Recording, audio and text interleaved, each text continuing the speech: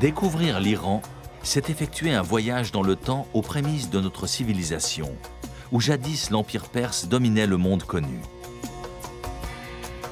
Devenu République islamique d'Iran, le pays a vécu des heures sombres, mais il offre aujourd'hui un visage plus apaisé et aux multiples facettes.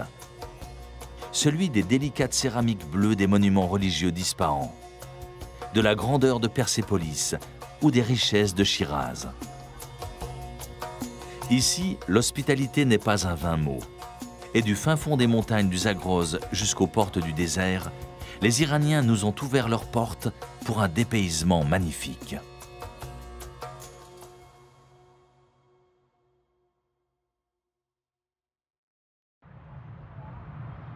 Téhéran, la capitale, est devenue en quelques années une mégalopole de 8 millions d'habitants.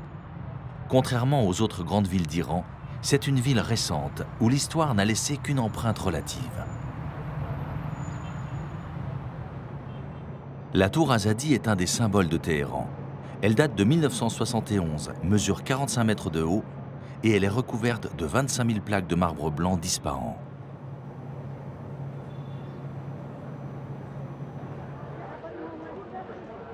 Perses, Azéris, Gilaki ou encore Kurdes, la population de l'Iran aujourd'hui est le résultat de près de 5000 ans d'histoire qui remontent aux prémices de la Mésopotamie. Au cœur du centre historique de Téhéran, le palais du Golestan est l'un des plus anciens ensembles de Téhéran, construit à l'origine par la dynastie safavide dans la ville historique fortifiée.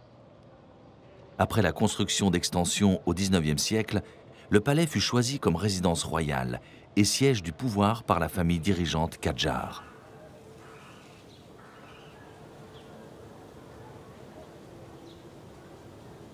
Le Golestan incarne à l'époque un nouveau style, combinant les arts et l'artisanat persan traditionnel, avec des éléments de l'architecture et de la technologie européenne du XVIIIe siècle.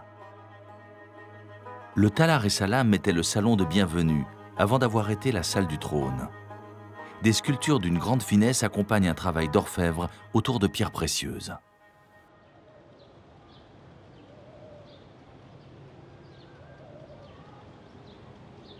Les jardins dans les palais iraniens jouent toujours un rôle esthétique important. Un peu à l'écart, l'Emara Badjir est un des plus vieux bâtiments du palais du Golestan. Il a été construit à l'époque du Shah Fatali. Il a connu plusieurs modifications pour ensuite être surtout utilisé l'été en raison d'une ventilation intelligente et efficace.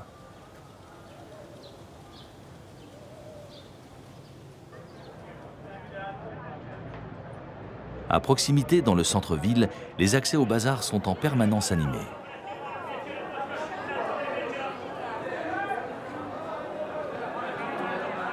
Le bazar est un acteur central du commerce en Iran. Selon les estimations, 8% de l'économie du pays circule par le bazar, qui est plus qu'un simple marché. Sorte de vaste bourse informelle où les prix des principales marchandises y sont déterminés sur place. La ville a grandi trop vite. Les infrastructures n'ont pas encore toutes suivi et les embouteillages sont à la hauteur de la taille de la capitale. Nous partons vers le nord de la ville. Le site culturel du Sad Abad est assez étonnant. Il met en valeur plusieurs résidences royales d'été qui étaient fréquentées sous le règne des Pahlavis. Pendant la Révolution, tous les lieux qui faisaient référence aux différentes dynasties qui ont régné sur le pays étaient honnis. Aujourd'hui, comme Téhéran est une ville jeune, ces bâtiments comme le Palais Vert sont quasiment les seuls patrimoines historiques existants. Ils ont donc été mis en valeur et sont largement visités par une population curieuse de l'opulence de ces résidences. Le Palais Mela a surtout été occupé par le Shah Mohammed Reza et la reine Farah. Il avait été construit par son père en 1937. Il servait de résidence d'été où l'on organisait des réceptions dans la dizaine de salons. Plus bas dans la ville, le palais Niavaran est la résidence où le dernier Shah a passé plus de 10 ans de son règne. Un style très années 60, mais fonctionnel, avec des tapis magnifiques qui étaient associés à des meubles de style européen, sans pour autant négliger une influence napoléonienne manifeste.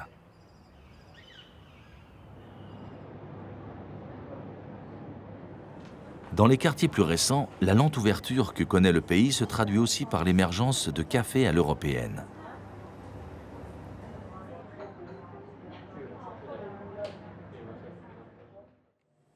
Téhéran est à une altitude moyenne de 1200 mètres.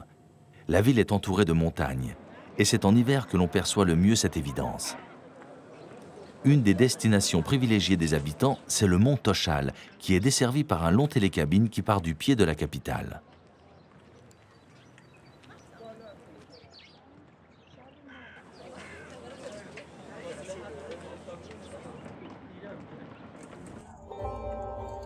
On atteint le sommet par 2 tronçons. Et déjà au premier arrêt, l'ambiance a complètement changé. La neige et le froid sont bien présents.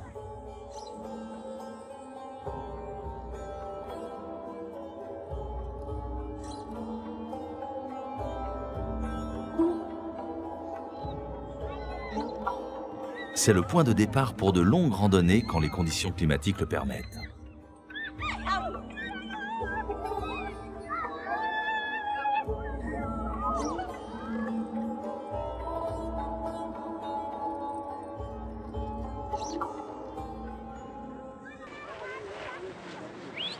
Le sommet du mont Toshal est à 3964 mètres d'altitude. La ville a laissé la place à une petite station de ski. Plusieurs télésièges permettent de profiter des pentes et de la neige. L'ambiance n'a rien à envier à d'autres stations de ski à travers le monde. Derrière le Toshal, plus au nord, la chaîne de l'Arbose s'étend à travers de magnifiques vallées. Au loin se dessine le mont Damavand, avec son cône quasi parfait qui culmine à 5671 mètres, un des symboles de l'Iran.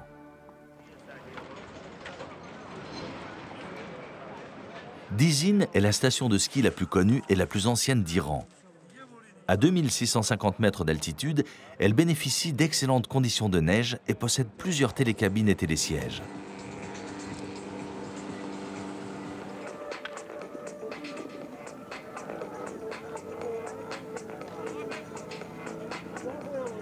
On y vient de Téhéran pour la journée.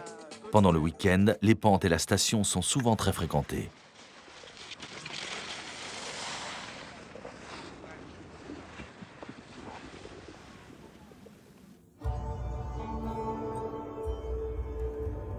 Dans la vallée adjacente, Darbansar et Shemshak sont des stations qui s'appuient sur le mont Séchi. Grâce à des pentes assez marquées, elles connaissent un certain succès.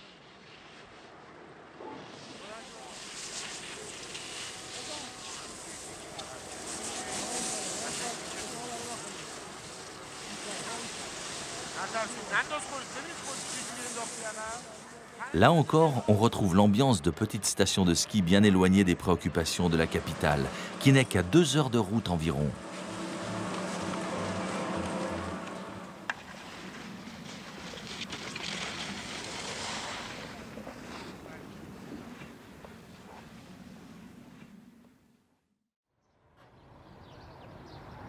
En prenant la route vers le nord du pays, la ville de Qazvin fut par le passé la capitale de l'Empire perse au XVIe siècle. Aujourd'hui plus connue pour ses experts en calligraphie, on y vient aussi en pèlerinage pour prier sur la tombe du fils d'un imam, l'imam Zadeh Hussein, très important chez les chiites. Le mausolée a été construit au XIVe siècle, reconstruit plus tard sous les Safavides et complété au XIXe siècle par un grand portail Qadjar décoré de céramique.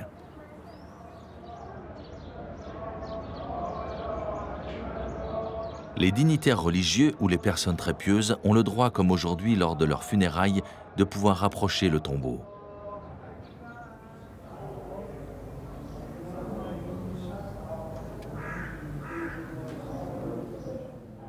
Le cénotaphe se trouve sous la coupole, au centre d'une pièce décorée d'une mosaïque de miroirs.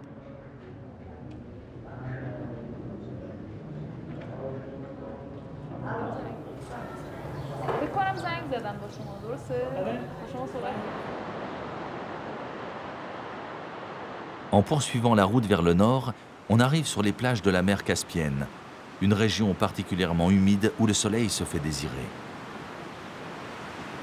La pêche a été régulée par les autorités. Pour ce mois de mai, c'est déjà terminé pour plusieurs semaines. La saison balnéaire n'a pas encore commencé. Autour du port d'Anzali, qui est le plus important de la côte nord, l'activité est soutenue.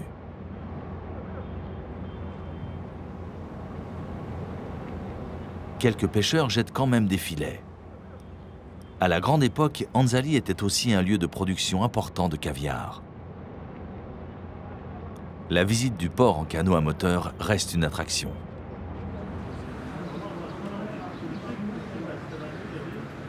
En fin de journée, dans le village voisin de Funan, c'est l'affluence. On y prépare une spécialité locale, le koulouche, un biscuit fourré de noix et de sucre.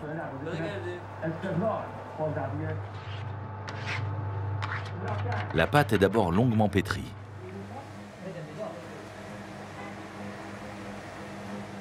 Puis on prépare le biscuit en y ajoutant dans le même temps la pâte de noix.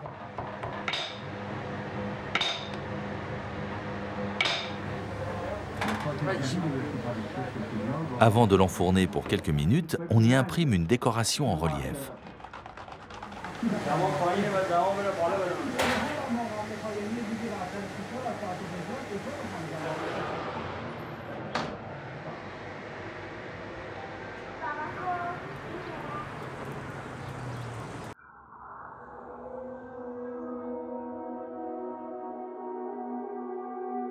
La région de Guilane est le grenier et le verger du pays. Grâce à cette humidité, on y cultive notamment du riz.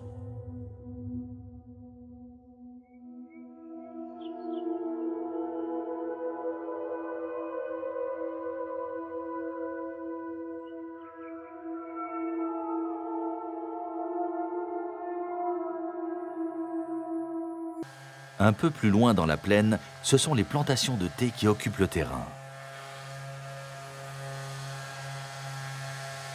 Les récoltes ont commencé depuis la fin avril.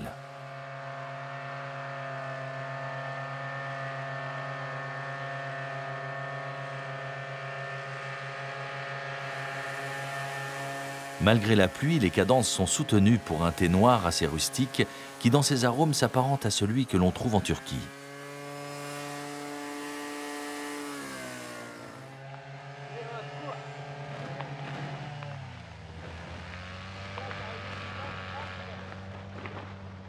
Ali Farza travaille pour le compte du propriétaire de ces terres et prépare les sacs qui vont partir vers l'usine. Nous commençons les récoltes habituellement à la fin avril. On en a en général pour une vingtaine de jours. On arrête ensuite pendant 3 semaines, à 1 mois, et là on refait une dernière récolte.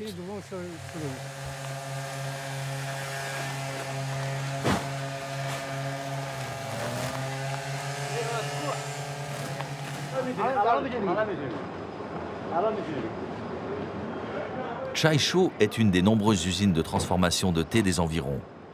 Les cueillettes du jour sont acheminées à l'étage où elles vont sécher. On boit beaucoup de thé en Iran, mais les récoltes de toute cette région couvrent à peine la demande locale. Le reste du pays importe du thé qui vient d'Inde ou du Sri Lanka. Habib Askari, le manager, n'a pas besoin de rechercher des débouchés pour son thé. Il se vend facilement. En Iran, en général, pour démarrer la journée, on commence par une tasse de thé. C'est une tradition. Et ici, dans le nord de l'Iran, on ne produit du thé que pour les gens de notre région.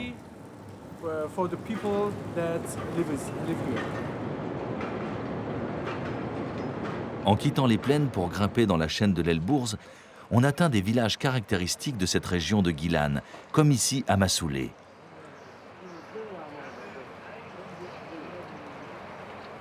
Située à 1000 mètres d'altitude, l'architecture de Massoulé est unique.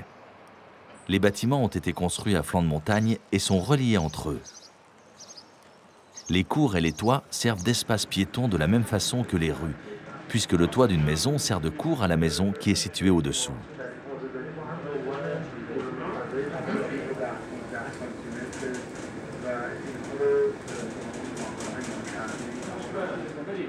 Ici, on parle le gilaki, le dialecte local qui possède beaucoup de racines caucasiennes.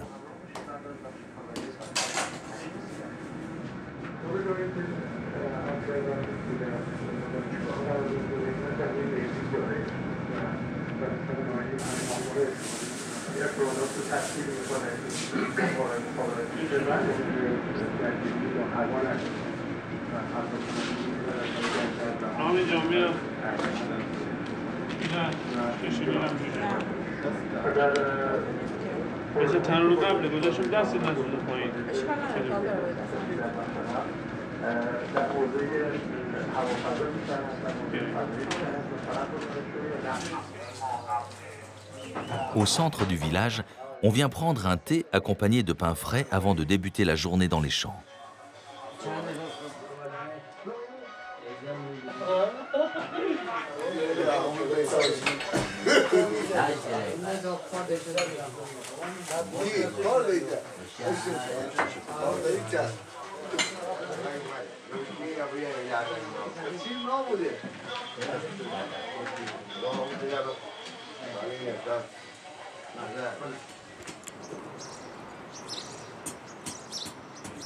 Au dernier recensement, on comptait 550 habitants répartis en 180 familles. Peu de choses ont changé depuis les origines du village, qui remonteraient au Xe siècle. Le forgeron, quant à lui, est particulièrement actif. Il s'occupe de tous les outils utilisés dans les champs des environs.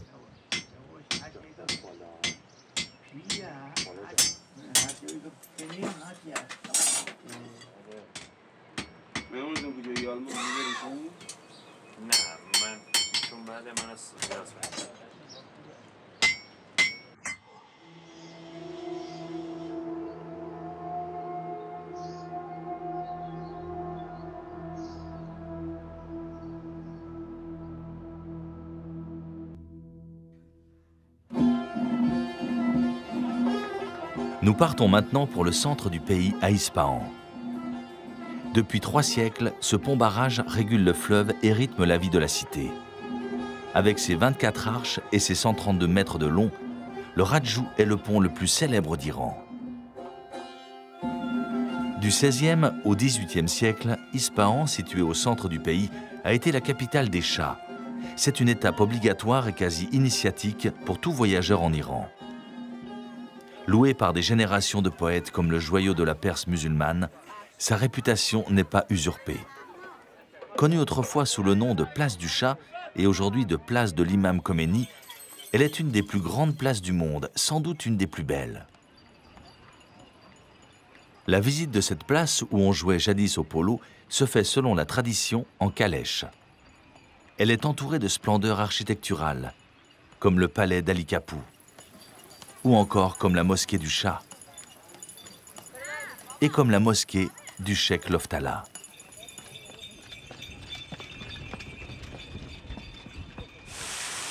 Elle a été achevée en 1619 après 16 ans de travaux. Construite de manière inhabituelle, sans minaret, sans cour intérieure, elle était réservée à un usage privé de la famille royale. Cette splendeur architecturale, Ispahan la doit à Shah Abbas Ier, le grand roi séfévide qui attira à sa cour les meilleurs architectes, artisans, sculpteurs, céramistes, dont certains venus d'Europe, de Chine et d'Inde. La coupole est en tout point remarquable par la finesse de sa décoration, par les teintes pastel que la lumière du jour fait varier en fonction de la hauteur du soleil. Le mihrab est probablement un des plus beaux d'Iran, entouré de calligraphie où l'on retrouve les noms des 12 imams chiites ainsi que ceux des architectes de la mosquée.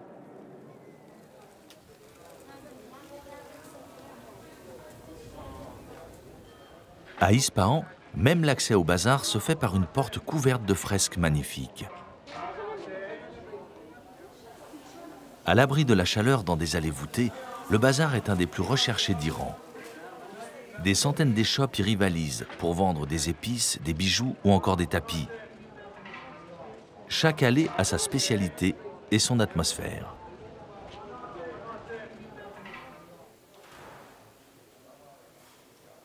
Dans une aile plus feutrée, à l'abri des regards, ce sont les marchands d'or et d'argent qui proposent des bijoux finement travaillés, incontournables pour un mariage.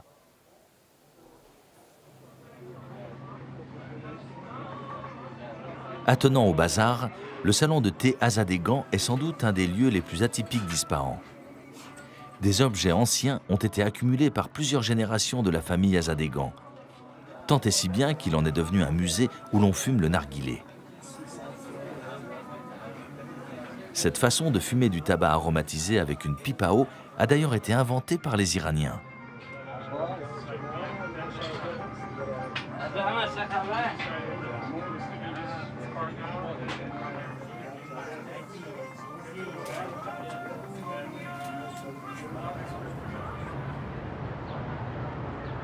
Le Sihosépol est un des autres ponts remarquables d'Ispahan. Avec 33 arches et une circulation à double niveau, avant la conquête arabe, il séparait la ville iranienne de la ville arménienne.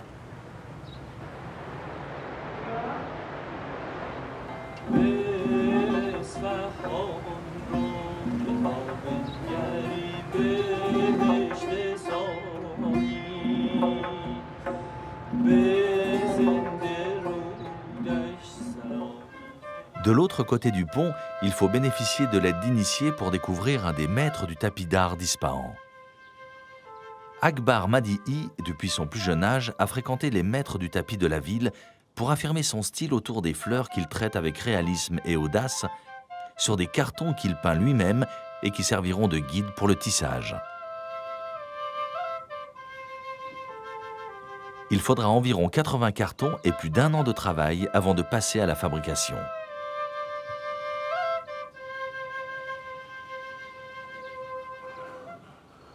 Dans un des nombreux ateliers dont il dispose, Amir, un des fils d'Akbar, supervise la fabrication d'un tapis de 25 mètres carrés. Pour un tapis de cette taille, dans un atelier ordinaire, ils y passeront, disons, 1 an. Nous, ici, cela peut prendre 3 à 4 ans, et ce, tous les jours, avec des équipes de 10 personnes. C'est un travail très difficile. On doit avoir une foi inébranlable pour réaliser un tel projet. Porté par un amour de notre art, c'est la seule solution pour en venir à bout.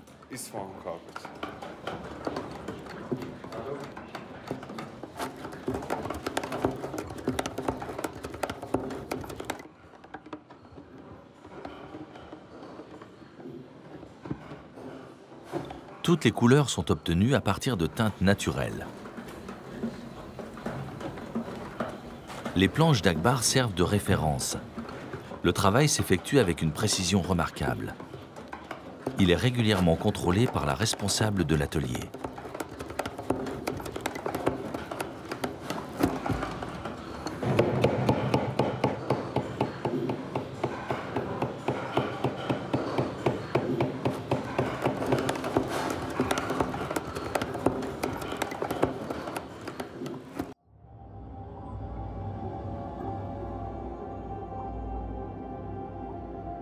Le résultat est à la hauteur des efforts fournis.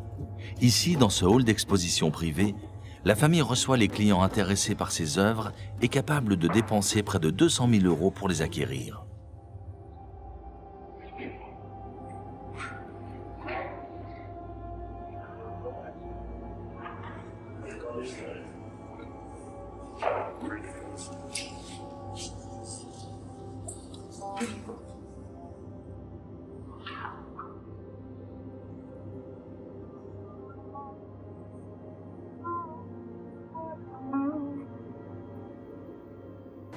Nous sommes de retour sur la place Naguejahan, où la mosquée de Jaame Abbasi est un des chefs-d'œuvre de l'architecture perse. L'entrée donne déjà le ton avec 7 nuances de bleu que l'on retrouve dans les mosaïques et la calligraphie. Au-dessus de l'arche en marbre, chaque espace, chaque niche sont travaillés de manière complexe. Toutes ont leur propre décoration.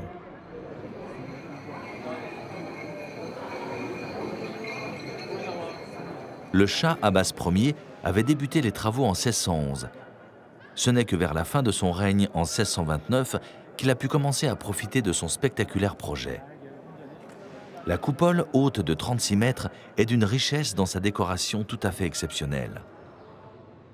Aujourd'hui, la mosquée sert en particulier pour la prière du vendredi, ce qui explique que la cour principale soit encombrée d'échafaudages visant à protéger les fidèles du soleil. Le palais Ali Kapou était la résidence du Shah Abbas Ier.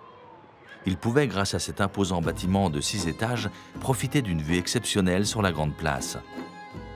Mélomane, il avait conçu au dernier étage des salons de musique à l'acoustique particulièrement performante pour l'époque.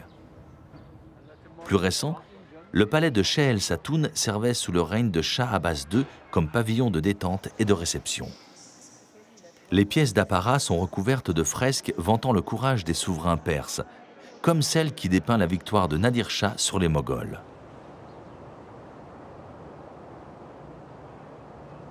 En ville, rien n'indique de l'extérieur la présence d'un zourané, qui veut dire une maison de force. Il s'agit d'une arène, une sorte de gymnase réservé aux hommes. On y pratique la lutte et la musculation. Cette gymnastique héritée des Persans connaît un renouveau. Tous les engins utilisés se réfèrent à une arme ou ont trait à la guerre. Les massues pèsent de 5 à 45 kilos. C'est quelque chose qui a débuté il y a près de 5000 ans. Mais pas comme un sport, plus comme un entraînement. Et il y a environ 3000 ans, avec la multiplication des guerres, ils ont aussi commencé à s'entraîner à l'extérieur avec des chevaux.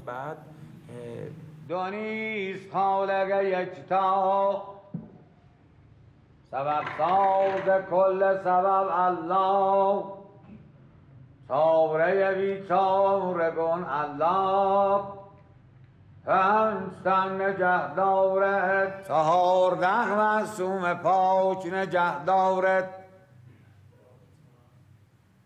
نیمه کلام الله مزید دخیل دخیل.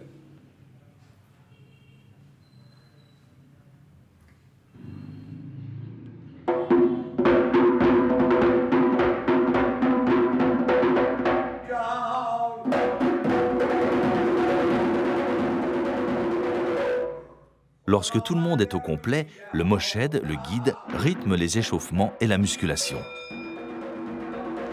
Abel Fazi est un des membres les plus doués de ce zourani.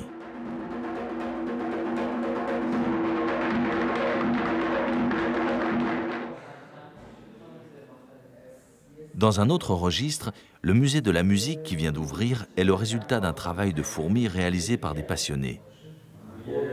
Ils ont réussi à réunir plus de 300 instruments traditionnels de la musique persane. Qu'ils appartiennent au patrimoine national ou qu'ils soient issus du folklore régional. Merad, lui-même, est un musicien émérite. C'est le premier musée privé en Iran consacré à la musique. Nous l'avons ouvert il y a 5 mois seulement, mais cela fait des années que l'on rassemble des instruments. Et vous savez, on le fait vraiment par amour de la musique, par l'amour que l'on porte à notre culture et à nos instruments.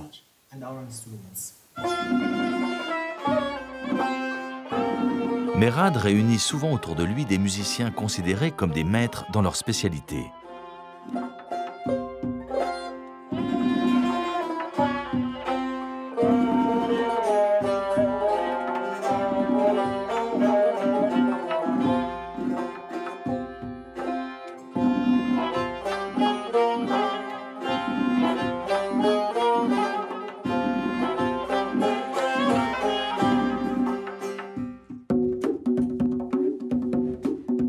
Javad, avec son tombak, est d'une virtuosité et une sensibilité étonnantes.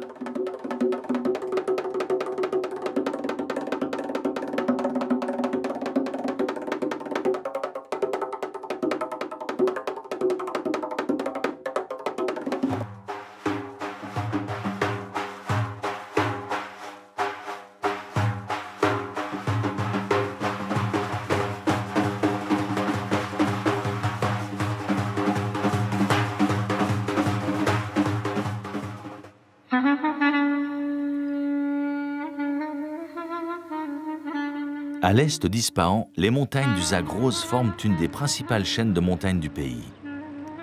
Nous sommes en plein territoire Bakhtiar, la plus grande tribu nomade d'Iran.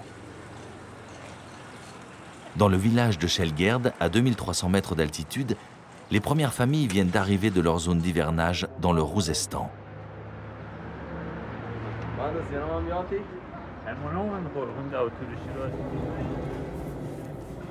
Le boulanger doit augmenter sa production.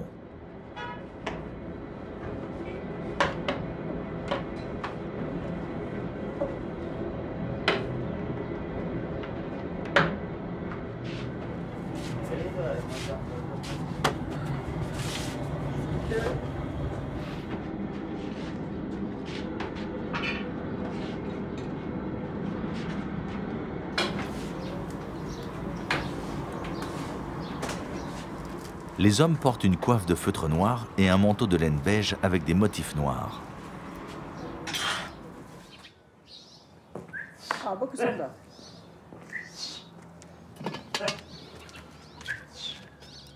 Dans la famille de Fariborz, on prépare un hoptorchi, une spécialité à base de fruits secs. Pour le hoptorchi, on fait d'abord revenir des oignons. Ensuite, j'ajoute des amandes, des noix de cajou, des raisins secs, des abricots secs et quelques épices.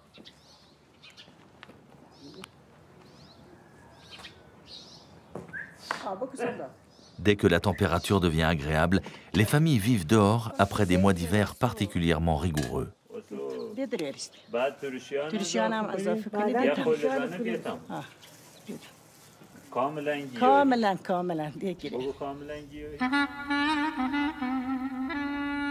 Les vallées fréquentées par les Bakhtiars sont immenses.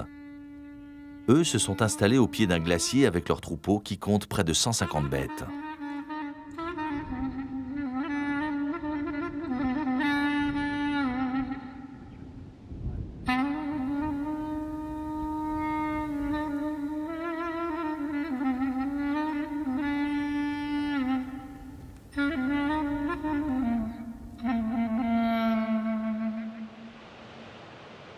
L'hiver, tout est recouvert d'épaisses couches de neige qui, en ce mois de mai, viennent à peine de fondre.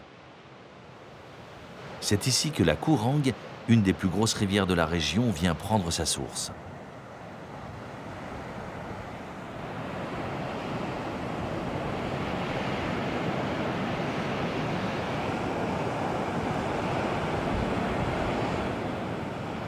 Au-dessus, plusieurs sommets dépassent les 4000 mètres. Les dernières grosses coulées d'avalanche peinent encore à fondre. Plus bas dans la vallée, à proximité de Shelgerd, une famille achève son périple de plusieurs centaines de kilomètres au pas de charge. Ils ont bientôt atteint leur point d'estivage. Tous leurs biens sont sur les chevaux et les mules.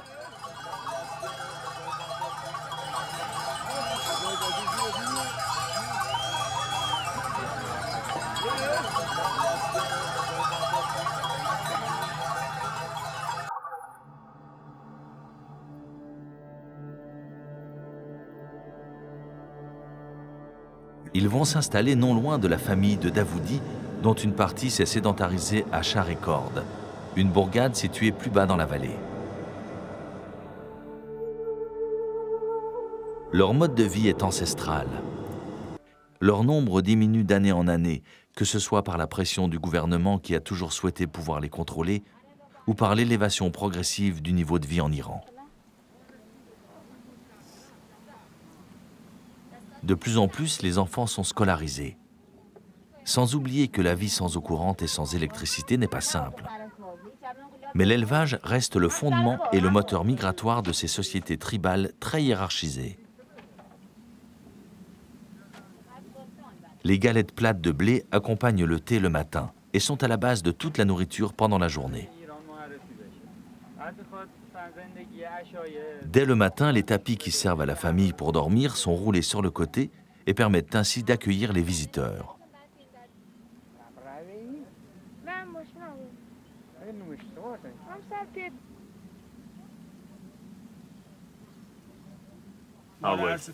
Nous habitons dans ces tentes traditionnelles. Nous n'habitons pas dans des villages, mais dans ces tentes. Pour faire la migration, on a besoin d'une semaine. Avant, cela prenait au moins 15 jours.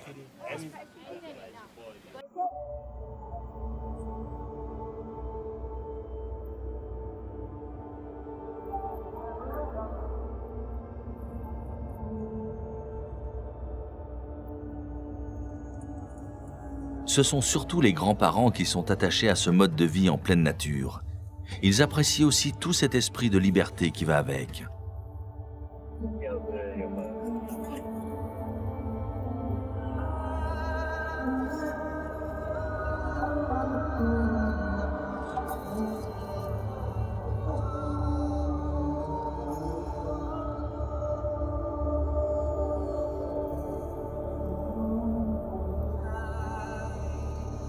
Dans ces vallées, tout autour du Zardakou, qui culmine à 4500 mètres, les troupeaux trouvent à profusion de quoi se nourrir et de l'eau.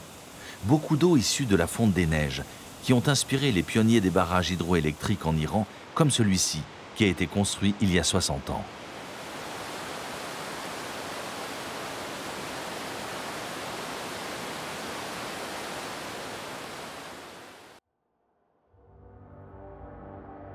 Nous poursuivons notre route vers le sud du pays, où le paysage est devenu désertique. Mebod est une ville qui date de plus de 1800 ans, dont le centre historique construit en terre résiste encore aujourd'hui au vent venu du désert. Le château de Narin est le vestige le plus ancien pour ce type de construction. Il remonte avant l'arrivée de l'islam en Iran. Il a été construit sur la colline de Galin, d'où il domine toute la ville. Les historiens sont partagés. S'ils sont d'accord pour dire qu'il a servi sous les dynasties achéménides et sassanides, certains avancent que ce pourrait être aussi un des tout premiers temples du feu des Zoroastriens.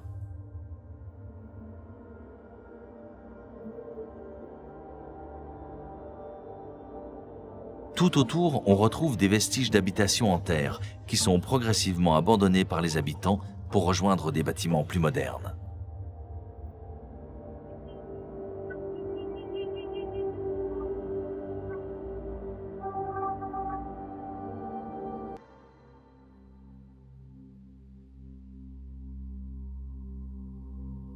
À 70 km de Mebod, situé entre le désert du Dash et Kavir au nord et celui du Dash et Lout au sud, Yazd est une ville étonnante.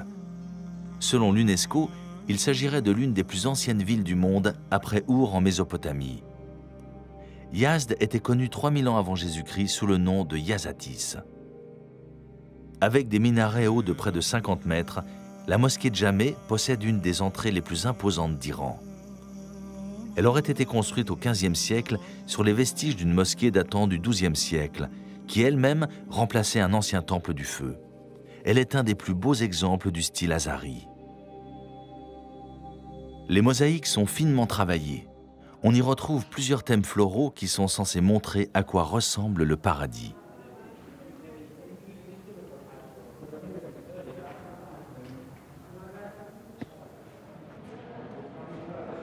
Le dôme et le mihrab reprennent aussi ces illustrations à travers des mosaïques où viennent s'intercaler des pans entiers de calligraphie.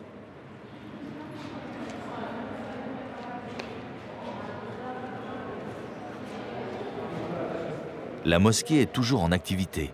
Elle est considérée comme la grande mosquée de Yazd.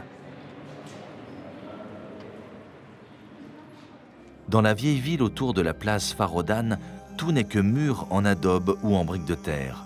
Les toits sont hérissés de dizaines de cheminées d'aération, les bagdirs, qui captent les vents et les moindres souffles d'air, climatisant ainsi naturellement les pièces des maisons.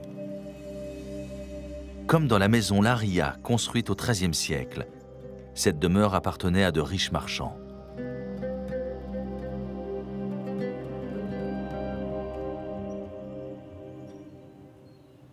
Dans la partie plus moderne de la ville, les marchands ont poursuivi l'activité qui avait fait de Yazd à l'époque de Marco Polo une des cités les plus actives de la route de la soie. Ag Khalife Ali Rambar est la pâtisserie la plus courue de la ville pour ses baklawas.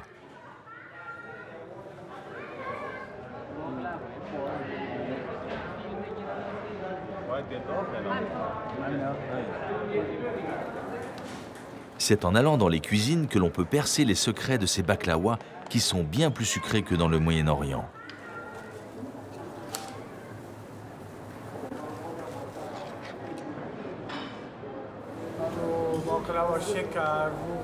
Dans le baklawa, il y a bien sûr des pistaches, de l'eau de rose, de l'huile, du sucre, de la cardamone et bien sûr des amandes.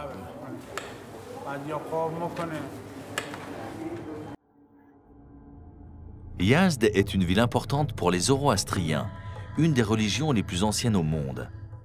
Elle remonterait à plusieurs siècles avant Jésus-Christ. Elle a été la religion de la Perse pendant 4 siècles avant la conquête des Arabes. Dans le temple du feu, les fidèles se purifient au contact du feu dont la flamme est entretenue depuis la nuit des temps. Autre lieu important pour les Zoroastriens, les tours du silence. À Yazd, elles sont situées à l'extérieur de la ville. Après la mort, les cadavres étaient considérés par les Perses comme des objets impurs qu'on ne pouvait mettre en terre, jeter au feu ou à l'eau sans souiller un de ces trois éléments. Seul le cadavre du roi était divin et avait donc droit à un tombeau. Les autres corps étaient exposés dans de larges tours ouvertes, les tours du silence, pour y être dévorés par les oiseaux de proie. Quand il ne restait plus que les os, ceux-ci étaient alors rassemblés dans un ossuaire central.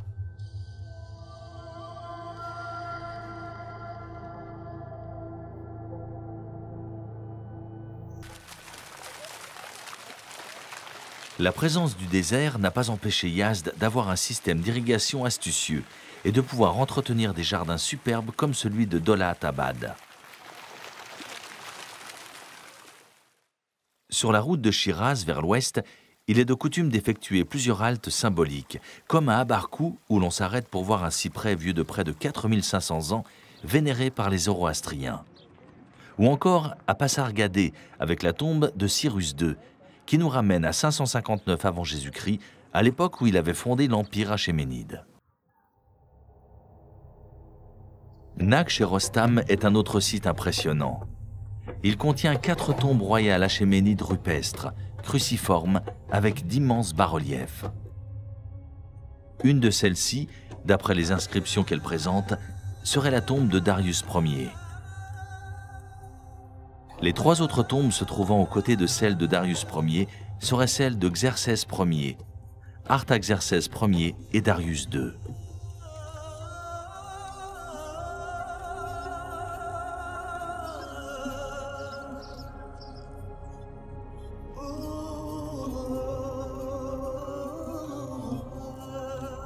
Darius ne repose qu'à quelques kilomètres de son chef-d'œuvre Persépolis. Elle s'appelait Parsa à l'origine. En 515 avant Jésus-Christ, son fondateur Darius Ier accomplit des prodiges pour l'édifier. Sur 13 hectares, c'était une succession de palais, de salles d'apparat, de bois rares, de murs tapissés d'or, marbre à profusion, pierres précieuses. Pendant 200 ans, les souverains successifs célébraient leur règne sur un empire qui s'étendait du Tigre au Nil, voire même des rives de l'Indus à l'Éthiopie lorsqu'il était à son apogée.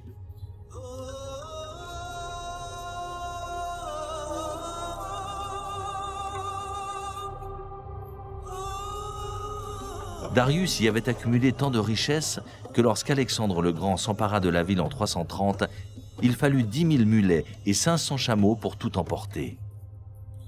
Après quoi, Persépolis fut livrée aux flammes.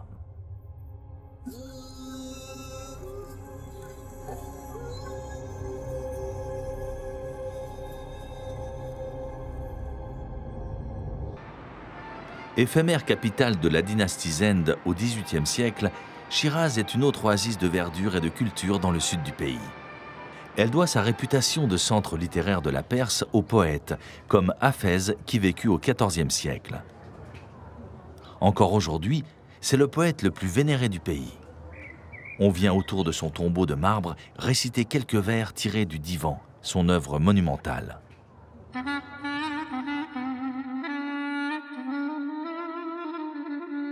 Plus bas dans le centre-ville, la mosquée Nasir ol-Molk ressemble au premier abord à un lieu de culte assez traditionnel. Mais elle cache un magnifique secret haut en couleur.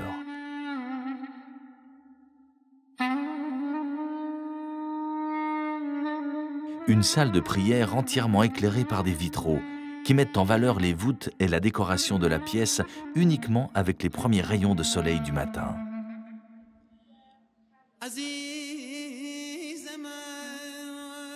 Cette mosquée chiite a été construite à la fin du XIXe siècle. Elle a été surnommée la mosquée rose par la dominante de couleur de ses décorations intérieures. Sur de nombreux piliers, un œil exercé pourra distinguer dans la pierre des chevilles en bois. Il s'agit dans cette importante zone sismique d'amortir au mieux les conséquences d'un tremblement de terre. Les thèmes floraux font souvent référence à des artistes européens. On y découvre même des églises. Dans la pensée persane, le jardin représente le paradis sur terre. Celui d'Eram en est l'exemple le plus fréquenté.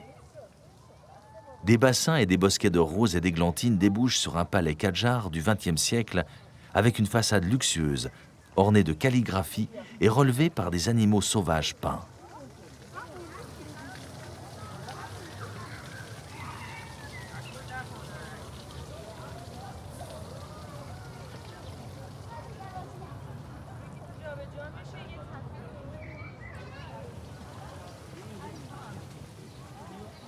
Shiraz n'est pas qu'une ville nostalgique de son passé. De magnifiques propriétés ont pris le relais des anciennes demeures des marchands.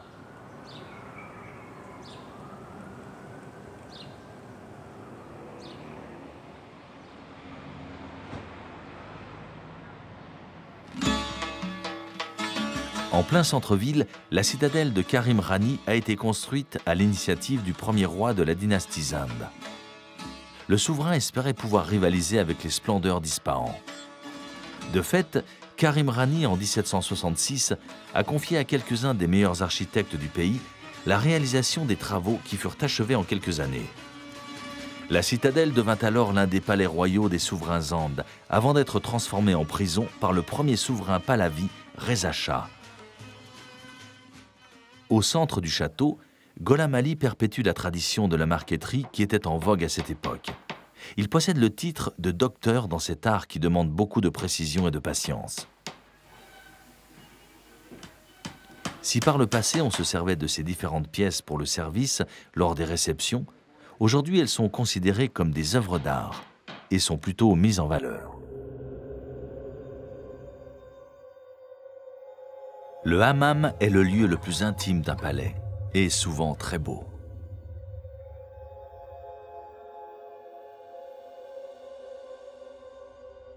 Dans la vieille ville, les ondulations des toits indiquent que nous sommes au bazar. Toujours sous la dynastie Zand, l'ambition du souverain était de faire de Shiraz un lieu d'échange et de commerce important. Mais lorsque les Kadjars se sont emparés de la cité pour déplacer la capitale à Téhéran, l'influence de Shiraz diminua considérablement.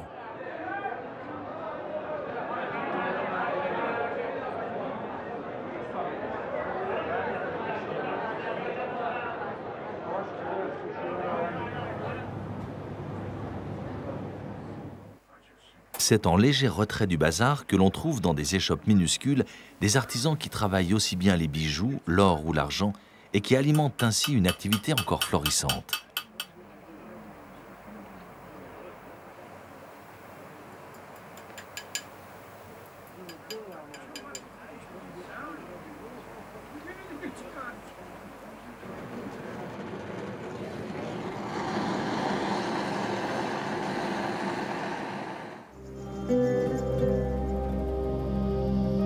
Le Shah Escherag est un des lieux les plus saints dans le chiisme en Iran. C'est à la fois un mausolée et une mosquée immense. C'est là que repose Mir Ahmad, un des frères de l'imam Reza tué pendant le califat abbasside dans une guerre de religion. Devenu lieu de pèlerinage depuis le XIVe siècle, le site a été plusieurs fois restauré et agrandi en raison des nombreux tremblements de terre qu'il a subis.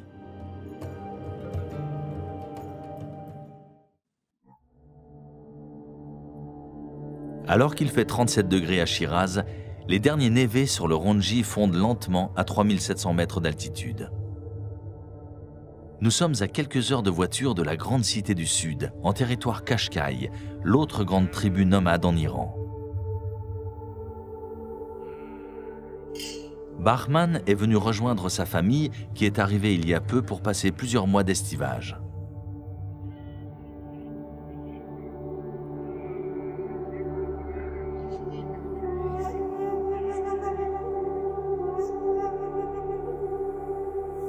Ma tribu, ce sont les Qashqai.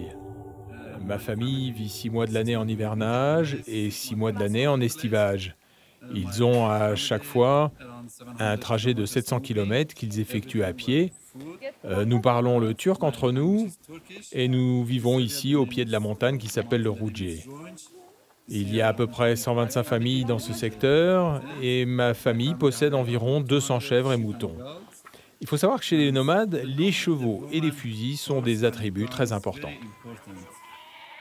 Au fur et à mesure que la chaleur va s'installer, les hommes mèneront le troupeau de plus en plus haut où les réserves semblent inépuisables. Son père ne se lasse pas de raconter aux visiteurs son long périple épuisant à franchir des cols et de longues vallées à un rythme soutenu.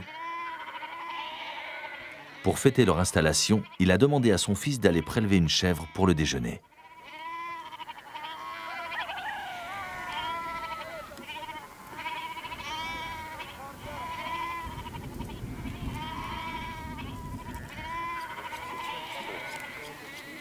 Tout un rituel respectueux se déroule au pied du ruisseau, tandis que la mère de Bahman prépare les légumes. Ils parlent turc entre eux et leur chant possède aussi des sonorités inhabituelles dans le sud de l'Iran.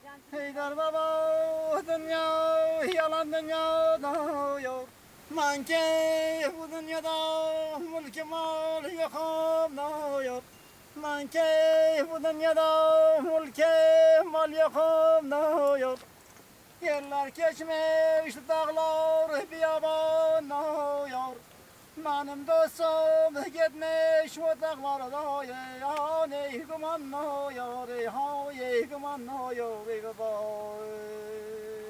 Dinin aney boynuna men duna yo khud me hale hayna hayna hale hayna me hale hayna hayna hale hayna me hale hayna hayna hale hayna hayna hay hay hay.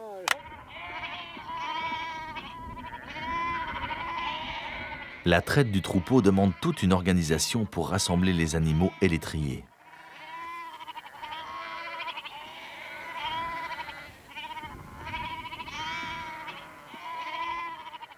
Alors seulement tout le clan va pouvoir déjeuner et profiter d'un peu de repos.